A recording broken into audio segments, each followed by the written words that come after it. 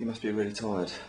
Do I look tired? No. The amount of work you're doing. Oh yeah, we've done loads of work this year. We've been everywhere already. We've been to America twice, and done that. This is just towards the end of our English tour. We've been to Holland, and on Tuesday we're going to Austria till the end of March. So we haven't really stopped this year. Will you be incorporating some yodelling in for the Austrians? Yeah, I don't think so. You don't.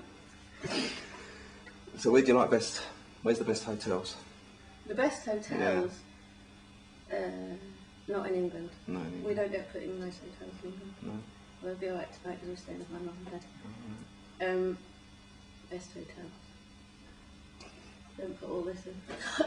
Do you steal towels? Do I steal towels? Yeah. Not anymore. I have got 2 hotel towels in my drawers, but they're from a long time ago. If I stole towels, I'd have a house full of towels. So no.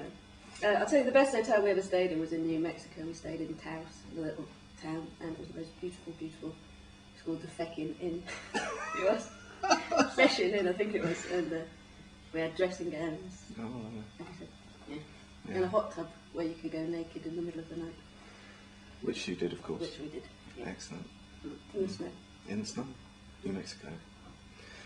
So, new CDs. Brian said something about new tunes. Got some new tunes to do? Yeah, we've just started working on one new set, or playing one set in the gigs, and we've got loads of new ideas. Me and Brian are changing, swapping cassettes a lot at the moment, and trying to learn the tunes that each of us come up with, and sing hopefully well. Right. It doesn't take long for Ed or John to get on top of them once we've worked out what we're doing. Yeah. How's it working with those two? Oh, they're great. Yeah. They're fantastic. They never sit down and practice, so we never practice. I think Brian told you That's already. it, He practices in 9 years. 9 years. But it doesn't matter because we just take the tunes to sound checks when they're ready. Yeah. And then if they show a little glimmer of interest in the tune, then it'll be in a gig. Yeah. Who are you listening to at the moment? I love the new KWL album. It's my top. Yeah. I think it's actually fantastic. Today I've been listening to a new album with the same name as the KWL album. It's also called Sweet Liberty. It's by a singer from Dublin called Susan McCann, but she's living out in New York. Right. That's a lovely CD as well. Strangely, has the same name as Cara's album. Mm.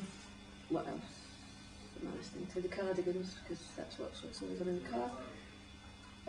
Sugar Babes are on in the car a lot. What else? So you wouldn't listen to an awful lot of Irish trad music then?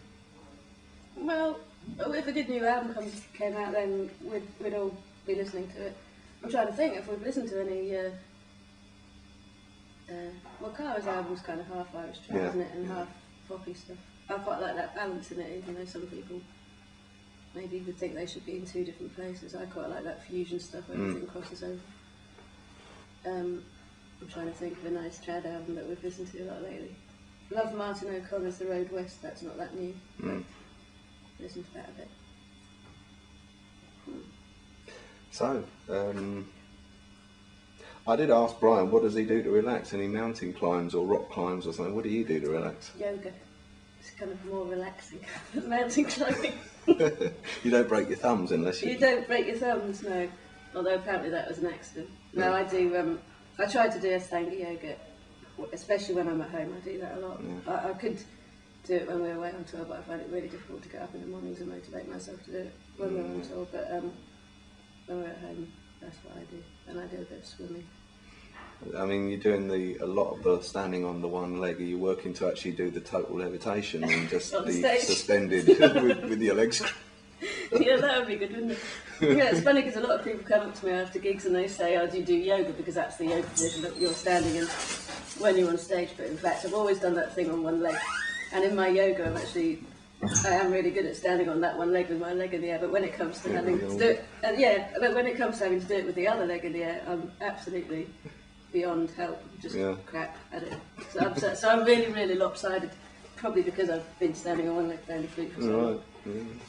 Interestingly enough. Yeah. So.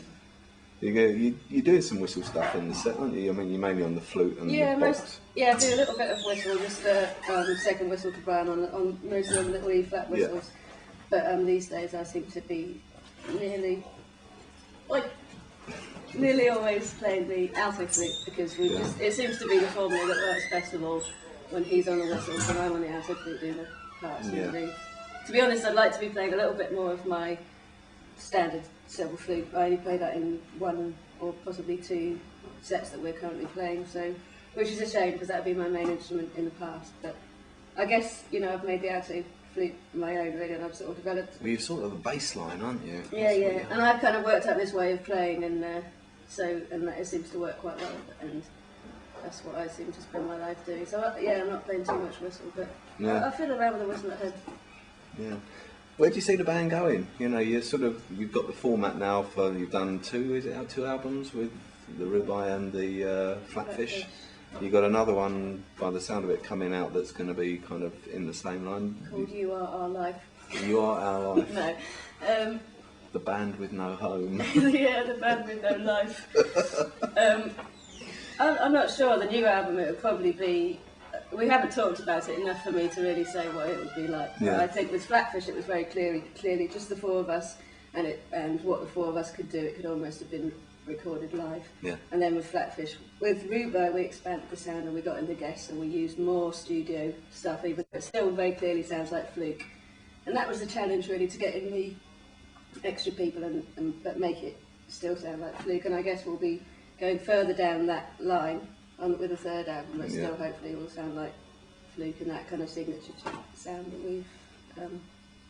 that we just have because of the lineup that we have. Yeah. Do you ever see yourself expanding members? You know, maybe adding some. We've talked a lot about having a fifth member lately because you know, we've been playing together a long time. I think the same. We're in our 9th year now, but with the lineup that we've got, I think we're either in our 7th year or our 6th year. 6 or 7, yeah. So that's a long time for 4 people to play together, and that's great. And that's one of the reasons that we're the band that we are, because we understand each other so well. Yeah. But there's a sort of general idea that maybe bringing in a fifth person would just bring a new kind of creative input or something into it, new tunes, new everything. But we don't know if we need to think about what instrument would we have or what person would we have. Or personally, the only thing I'd be worried about was that there'd be another woman, but that's absolutely silly. But I'd love to have another woman around. Could be interesting. I mean, would you go for more like a top line player, or maybe something maybe a bass, double bass? I don't know. You could have a bass, or you could have some more percussive thing, or you could have another tunes player, or you could have something like a harp, filling out the thing, and it could be any of those things. And actually, what I'd quite like to do is to do a kind of project thing where we tried, a few gigs with each of those different sort of things and saw what it was that would work best. I wouldn't be that keen on having a fiddle, because I think if we brought a fiddle into Fluke, then we'd sound like every other band member or something. Yeah. Or an accordion. So really, but any you've got other accordion anyway. Yeah, we've got an accordion. Yeah. So any other tunes player would probably change the sound a lot more, whereas we could enhance the sound probably by maybe bringing in double bass. Or we've done a few gigs lately with this great drummer from Manchester called Jim Goodwin. Have you seen any of them? Is he the other Baldy? Yeah, the other Baldy. The other Baldy. We've actually got some video of him up on the site. Well, he's great, and we sometimes used him once or twice when John Joe wasn't around, and then there was one time we went to America and John Joe didn't get his visa in time, so we invited Jim to come, and we did it with Jim, and then John Joe suddenly got his visa, so we thought, well, we may as well bring John Joe out too, so we got John Joe out, so we had the two of them together, which we wouldn't have thought of, and it worked really, really well. And in the festivals last summer, we got Jim along to do the big stages with us, and it was fantastic. So, I mean...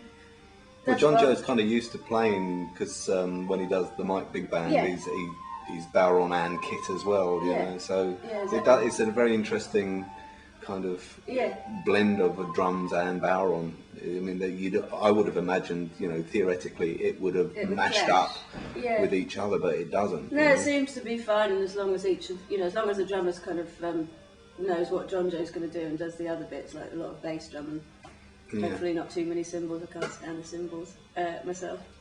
But so that's one thing that would work. But I don't know whether that would be the fifth member that we'd have permanently or not. How about going all the way and maybe having somebody on decks? Oh, on decks, I'd love to do that. I think we'd all love to do that. Because you've got that, I mean, you can go in any direction, and I would have thought that would be a really nice kind of an experimental thing to get some of those grooves happening. Yeah. Because you're a very groovy band as well, you know, the way, Ed and John Joe set those grooves up, to have a guy, scratching around the back of it would be nice. I'd love that, and I know that Brian and Ed and John Joe would love that too. And in fact, one of the things that we've been toying with the idea of lately is doing an album of remixes of some of the tracks from Reba and possibly some of the tracks from Flatfish. And I guess, then when you start doing something like that live, that would be taking it one step further. And in fact, that idea immediately appeals to me much more than having another instrumentalist. A fiddle or something. Yeah. No offence to any fiddle players. No, we love fiddle. We love fiddle. Yeah, but I just don't think it's the Fluke sound. Yeah. So you're looking forward to Christmas? I'm looking forward to the end of March actually, because we've got 3 weeks off. Wow. Before we go to Canada. But I'm looking forward to it all really. It's been going really well. We did so many gigs last year. After, I think, it wasn't the year that Rubai came out, but it was the year that people cottoned on to Rubai, and we were just everywhere. And that was really great. But we did work a little bit too hard last year. Yeah. So more yoga then? So more yoga in April. Yeah.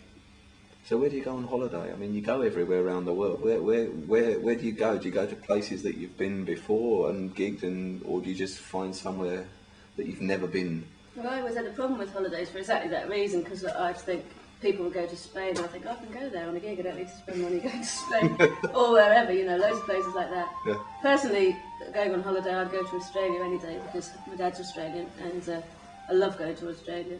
I've got lots of relatives out there.